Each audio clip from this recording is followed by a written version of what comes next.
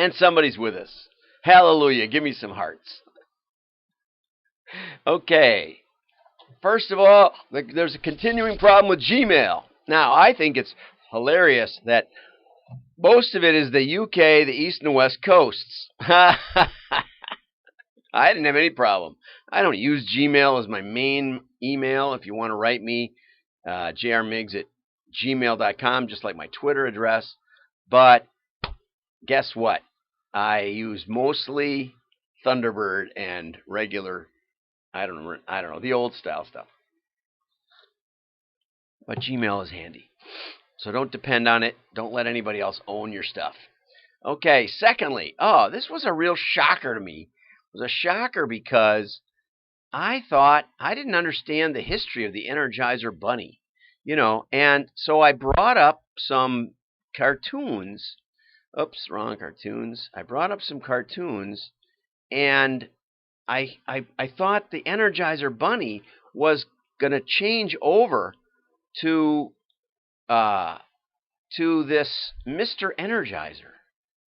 And then I started finding out the history. The history is, actually, that the Energizer Bunny was started by Duracell. Let's see if we get... Here it goes. In digital cameras, Duracell's standard alkaline batteries will only take up to 80 shots. Energizer Lithium performs up to 7 times longer, taking up to a massive 600 shots. What do you know? And then what I found out was that in a classic case of brand mistake, Duracell forgot to update their registered trademark bunny or something like that. And this is what happened. For years, you've seen some commercials where one battery company's toys outlast the other toys. So you may have assumed their battery outlasts even Energizer batteries. Fact is, Energizer was never invited to their playoffs. And today's Energizer won't be invited either. Why? Because no battery lasts longer than Energizer. So now you know. A word to the wise. Energize. So that commercial is from like 1989 or something. I mean, relatively recent in my life. And the original Duracell bunny goes back to 1973. But forgot to renew their trademark. And mainly Duracell, the Duracell bunny was in the UK.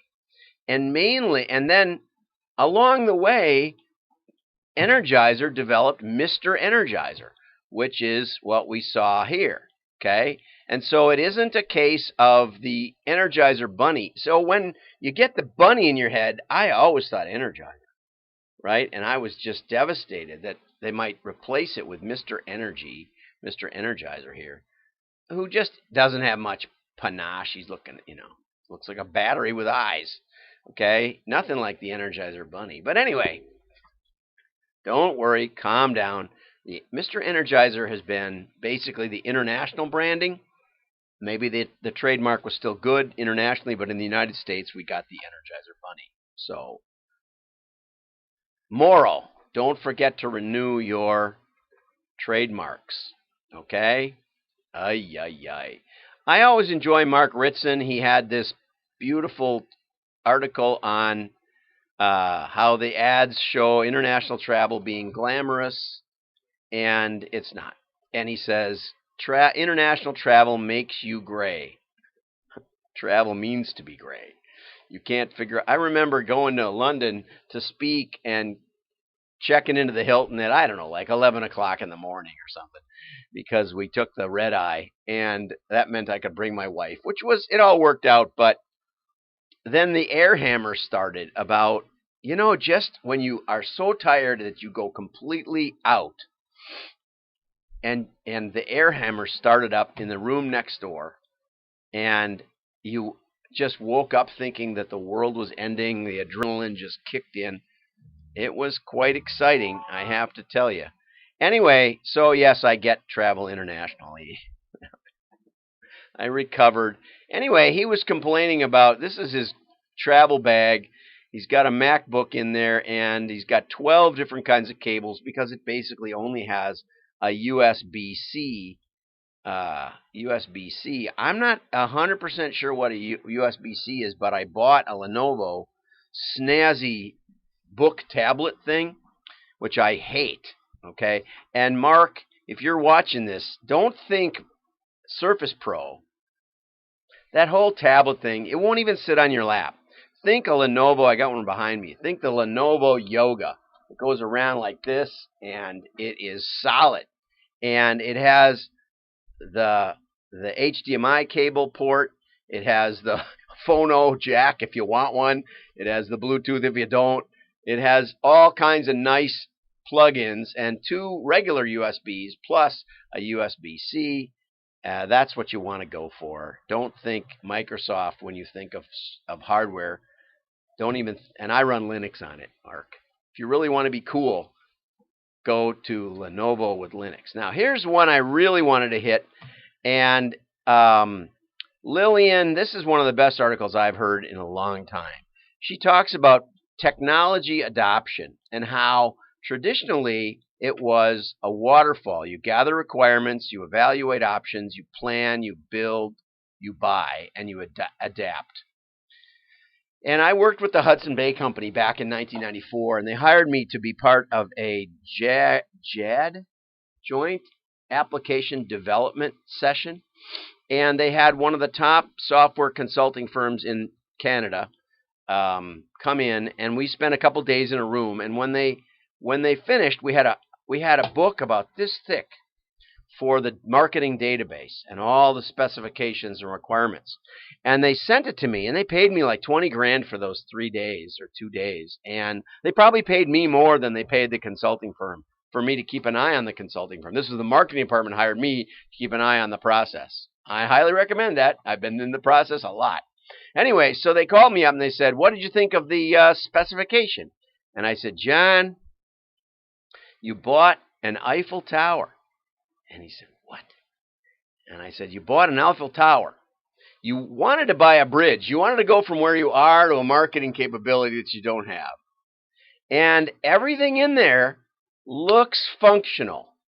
And the Eiffel Tower looks a lot like a bridge. You know, all the metal work and everything. But it doesn't go anywhere. It will never get you where you want to go." I said, "I can't even charge you. Even though you want to pay me to read it, I can't charge you to read it. It's a disaster." And he said, "That's what I thought too." And then they hired me. And it was a joke because in those days, the biggest hard drive you could get was 1 gigabyte. Imagine that. And we were trying to process 250 million transactions on the original Pentium. The first Pentium, we had one of the first 5 Pentiums off the production line from NCR. And we blew up the motherboard 4 times. So we were trying to do stuff that was tough to do. We were doing fully relational. Anyway, they flew down to see us, and we had these 1 gig drives paper clipped, with bent paper clips so we could screw them onto the cabinet of this Pentium with no cover on it. And they just about turned white and died. But anyway, our motto in those days was ready, fire, aim.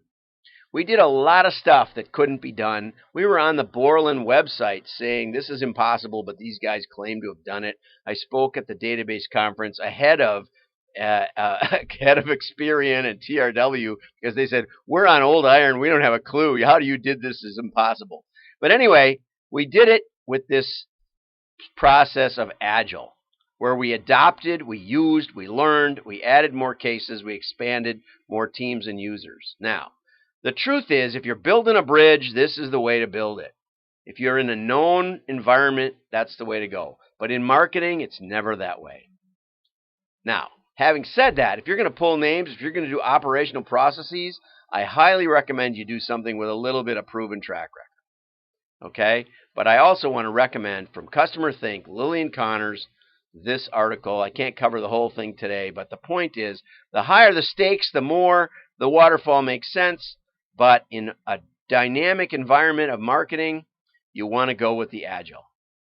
Okay? As you get more certain, waterfall. Uncertainty, Agile. I'm John Miglaw.